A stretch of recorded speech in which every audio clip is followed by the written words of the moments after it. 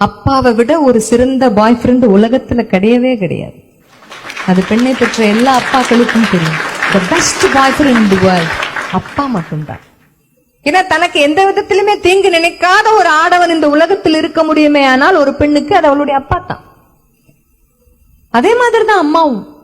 அம்மாவை ஃப்ரெண்டை தாண்டி வேற ஏதாவது சொல்லலாம். அம்மா நம்மளுடைய இன்னொரு குளோனா கூட பார்க்கலாம், நம்மளுடைய ஒரு நகலாக கூட அம்மாவை பார்க்க முடியும். வீட்டில் இருக்கக்கூடிய மனிதர்களை பற்றிய நல்ல விஷயங்களை குழந்தைகிட்ட நிறைய சொல்லுங்க.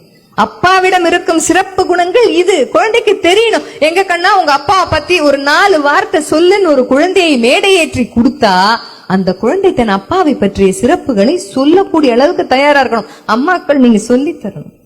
அம்மாவை பற்றிய சிறப்புகளை அப்பாக்கள் சொல்லிக் கொடுங்கள். உறவுகளின் மேம்பாடு, உறவுகளின் சிறப்புகளை சொல்லிக் கொடுங்கள். சொல்லிக் கொடுக்கிற அளவிற்கு சிறப்பாக இருக்கும் உறவுகளை மட்டும் சொல்லிக் கொடுங்கள். நல்ல விஷயங்கள் நிறைய இருக்கு, ஊடகத்துல எடுத்து சொல்லுங்க. பாலியல் பலாத்காரம் பற்றிய செய்தி வரும்போதெல்லாம் இதெல்லாம் நீ பார்க்க கூடாது, நவுந்து போ அப்படின்னு சொல்லிட்டு குழந்தையை தவிர்த்துட்டு நாம சொல்லும் போதுதான் அது துரதிருஷ்டவசமாக அதை குழந்தை சமுதாயத்தில் சந்திக்க நேரிடும் போது என்ன பண்ணணும் குழந்தைக்கு தெரியல. நம்ம தாமா எடுத்து சொல்லணும், நாம தான் சொல்லணும். எப்படி டாய்லெட் பிஹேவியர் குழந்தைக்கு தாயும் தகப்பனும் சொல்லிக் கொடுக்கிறோமோ அதே மாதிரி தான் இது தேவையில்லாத சீண்டுதல்களுக்கும் தீண்டல்களுக்கும் ஆளாகும் பொழுது தப்பு உன் பேர்ல கிடையவே கிடையாது.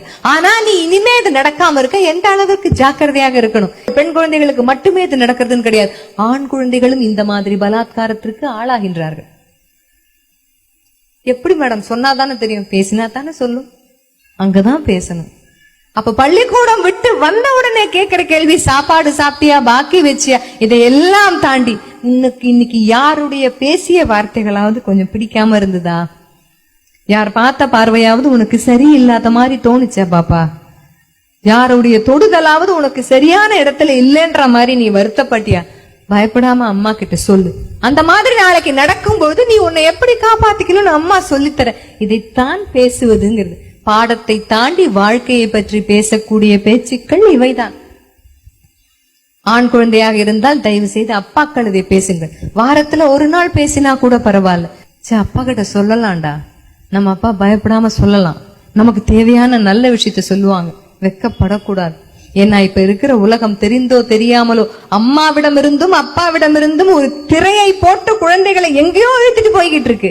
வெளியில இருக்கிறவன்ட்டெல்லாம் வீட்டுக்குள்ள இருக்கிற விஷயத்த கக்குற குழந்தையால தன் மனசுல இருக்கிற தாய்கிட்டையும் தகப்பங்கிட்டையும் சொல்ல முடியல.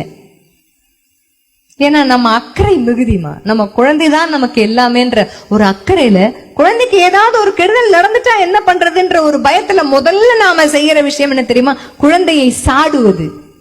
ஒன்னு அடிப்போம், தெரியும் நீ இப்படித்தான் கொண்டு வந்து நிறுத்துவேன்னு எனக்கு தெரியும்னு ஒரு சத்தம் போடுவோம், ஒரு கத்துவோம். அது என்ன ஆகும் தெரியுமா, அடுத்ததாக சொல்ல வர வார்த்தை, இந்த முதல் வார்த்தைக்கு இவ்வளவு பிரளயமா, அப்ப நான் உள்ள என்னென்னமோ வச்சிருக்கேனே சொல்லணும்னு இவகிட்ட நான் எப்படி சொல்றது.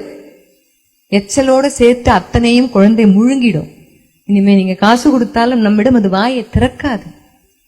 அதனால உங்களால் குழந்தைக்கு ஒரு சிறந்த பரிசை கொடுக்க முடியும் அப்படின்னு சொன்னா இன்றிலிருந்து இதை ஒரு உறுதியாகவே எடுத்துக்கொள்ளுங்கள். என் குழந்தை வெட்கப்படாமல், என்னிடம் பயப்படாமல் எதையும் சொல்லக்கூடிய சூழ்நிலை, ஒரு மனநிலையோடு என்னால் அந்த சூழ்நிலையை ஏற்படுத்த முடியும்.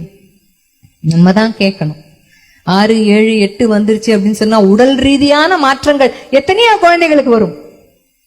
அப்பாக்கள் ஆண் குழந்தைகளிடம் பேசுங்கள், அம்மாக்கள் பெண் குழந்தைகளிடம் உடல் ரீதியான மாற்றங்களை எப்படி எதிர்கொள்வது, பிகாஸ் இட் இஸ் சயின்ஸ். அவ்வளவுதான்.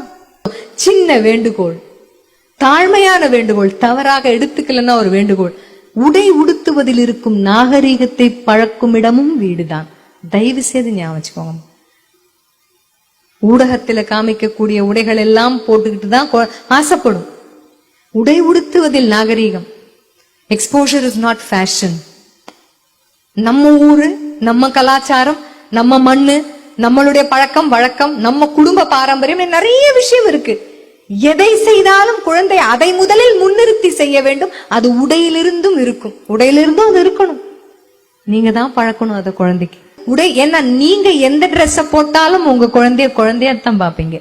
இப்ப வெளியில இருக்கிற சமுதாயம் அப்படி பார்ப்பது கிடையாது. தயவு செய்து மனதில் வைத்துக் கொண்டு உடை நாகரீகத்தை குழந்தைக்கு வீட்டிலிருந்து பழக்குங்கள். தோல்வியோ வெற்றியோ ஒரு மார்க்கோ நம்பரோ நான் கிடையாது, அதை தாண்டி நான் இந்த வீட்டுக்கு எல்லாமாக இருக்கக்கூடியது நான் தான்ற உணர்வை கொடுங்கள் குழந்தைகளிடம். வாழ்க்கையை ரசித்து ரசித்து வாழ கற்றுக் கொடுங்கள்.